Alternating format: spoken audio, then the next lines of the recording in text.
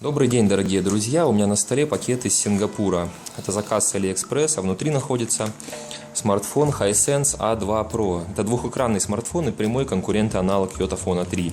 Эта модель прошлогодняя, но поскольку Yotaphone 3 в своей международной версии вышел в продажу только в этом сентябре, считаю для себя актуальным рассмотреть этот смартфон именно сейчас. Кроме Pro версии есть еще просто Hisense A2. Pro версия отличается от него более мощным железом, наличием NFC, пересмотренным функционалом заднего экрана и, конечно же, ценой. Так, я открываю пакет. Посылка обошлась мне 19 тысяч и пришла ко мне в мой город менее чем за 20 дней. Сейчас мы его откроем и посмотрим, как же там все устроено внутри. Итак, что у меня здесь? У меня здесь небольшая коробочка с самим смартфоном. Судя по всему, здесь пленка и стекло, которое положил продавец. Сейчас посмотрим. Два вот таких вот красивых стекла. Я так понимаю, что на каждый экран у нас будет наклеено свое собственное стекло. Да, стекла действительно красивые. Синий оттенок напоминает по цвету корпус смартфона. Так, я открываю коробку. Она раскладывается вот таким образом, и здесь у меня находится смартфон. В дополнительном отделении я вижу, продавец молодец, положил мне переходник на наши розетки. Здесь у меня находятся наушники, кабель Type-C и зарядное устройство. Зарядное устройство у нас выдает, что-то я не понял сколько. 2 ампера. Зарядное устройство на 2 ампера. У нас в этом вкладыше скрепочка и какие-то бумажки на китайском языке. Так, вот как выглядит наш смартфон из коробки. Здесь мы видим силиконовый, пластиковый бампер черного цвета. Весьма сомнительного качества, на мой взгляд. Так, я снимаю пленочки, мы посмотрим его поподробнее. На передней стороне у нас расположен AMOLED-дисплей с размером 5,5 дюйма и соотношением сторон 16:9. Разговорный динамик, камера, датчик. Переворачиваем сзади, у нас дисплей на электронных чернилах E-Ink. Размер его поменьше, по-моему, 5,2. Здесь у нас тоже, обратите внимание, разговорный динамик, то есть разговаривать по этому телефону можно любой стороной, той и другой. Камера, вспышка. Левая сторона качеля громкости, правая кнопка включения, она же сканер отпечатка пальца и лоток для сим-карты. Снизу у нас микрофон, порт USB Type-C, решетка динамика и, что очень хорошо, разъем для подключения наушников, обратите внимание. Смотрим верхнюю сторону. Тут, как я понимаю, у нас инфракрасный порт и микрофон шумоподавления. Ну что же, осмотр произведен, пора нам этот аппарат включить. Забыл лоток для сим посмотреть, давайте посмотрим.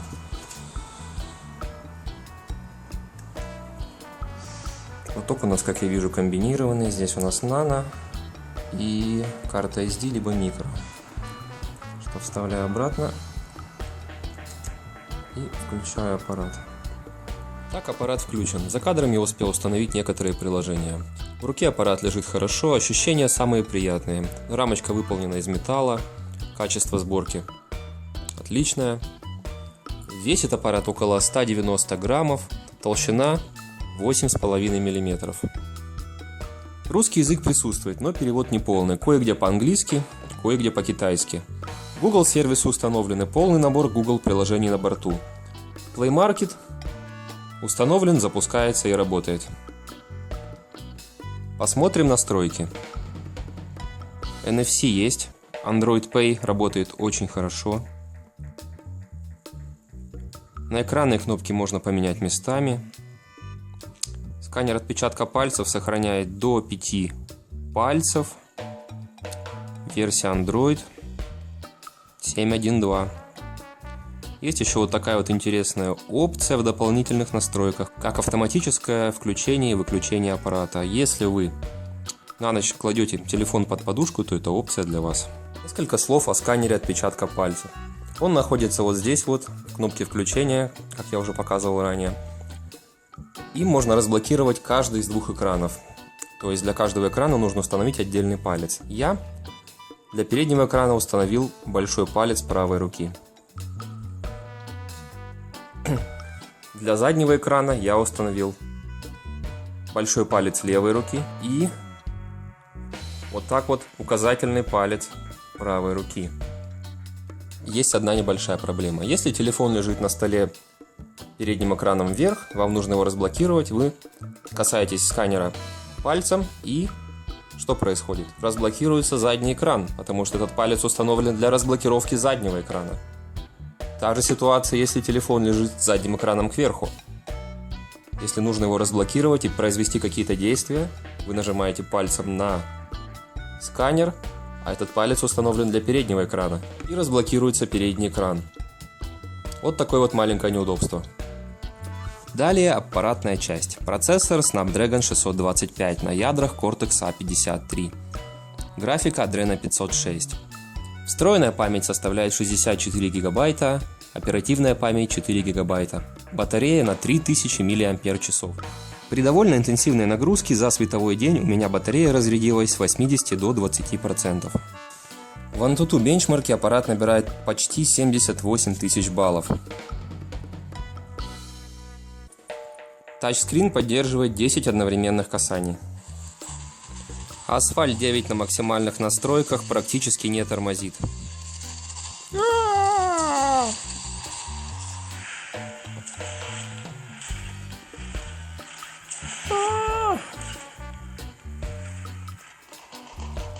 С танками на максимальных настройках тоже я особых проблем не заметил.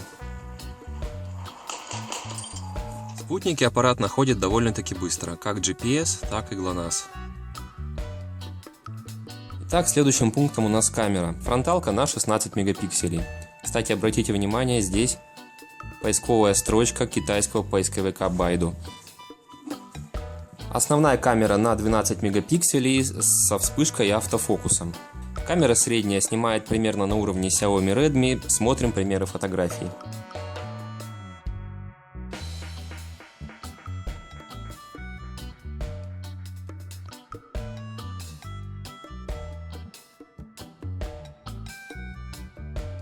Образец съемки видео.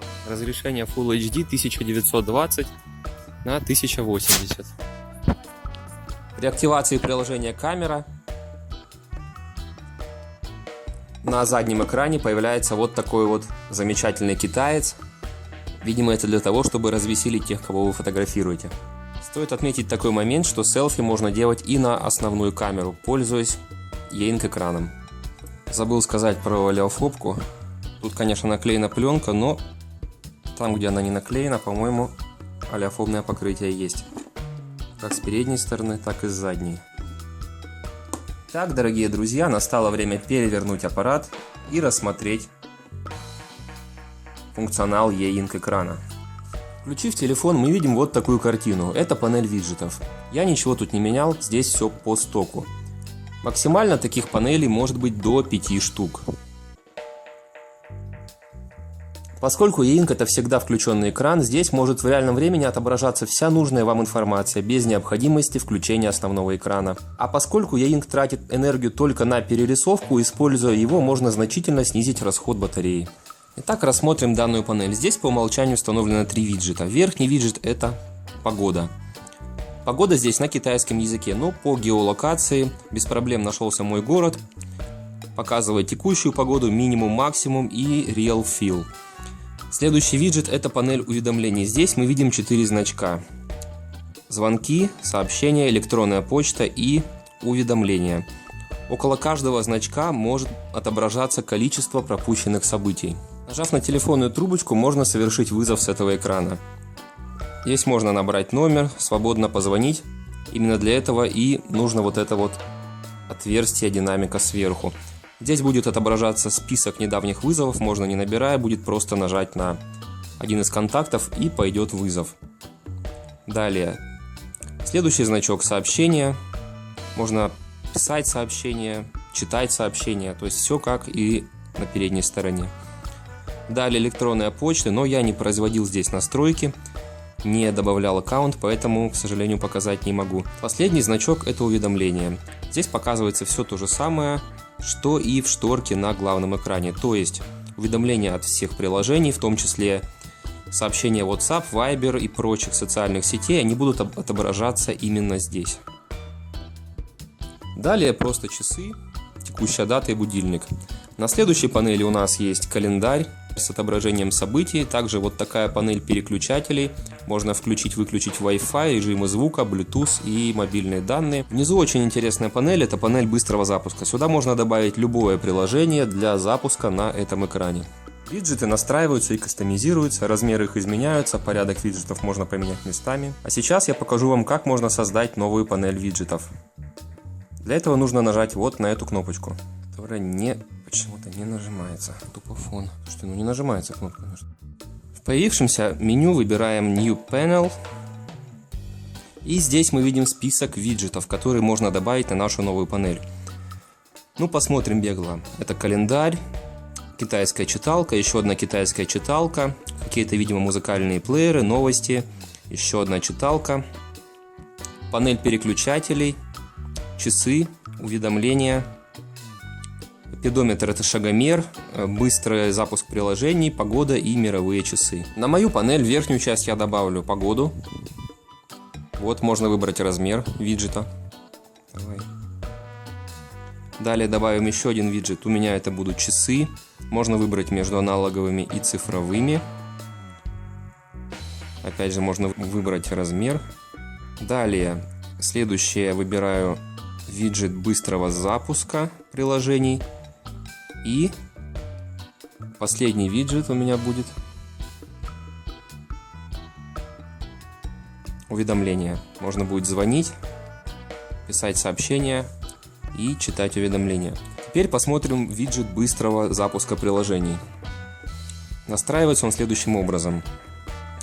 Выбираются приложения, которые мы хотим добавить. Я выбираю FB Reader, Яндекс.Навигатор, Google Chrome, пусть будет WhatsApp. Далее Done. Теперь я могу запустить любое из выбранных мной приложений прямо с заднего экрана, например, Google Chrome.